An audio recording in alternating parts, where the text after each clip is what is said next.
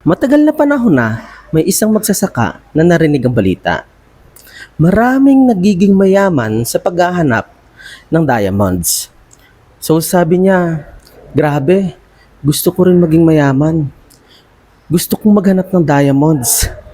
So binenta niya yung lupa niya, iniwan ng pamilya at naglakbay para maghanap ng diamonds. Naghanap siya sa iba't ibang lugar.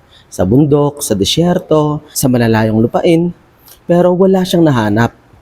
Naubos ang pera niya, naubos ang oras niya, hanggang sa namatay siyang broke at walang natagpuan. Alam mo ang nangyari sa lupa na binenta niya? Yung bagong may-ari, habang nag-aararo, may natamaan siyang bato.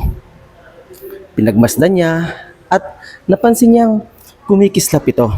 Guess what? Ito sa diamond. At nung hinukay pa niya, nakita niya yung isa sa pinakamalaking diamond mines sa mundo. Doon mismo sa lupang iniwan ng magsasaka.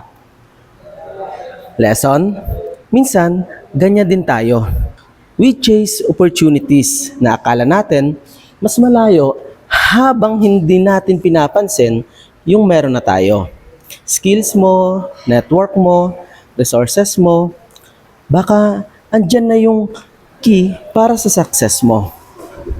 Pero dahil nakatingin ka sa ibang tao, nakaligtaan mo yung acres of diamonds na nasa harap mo.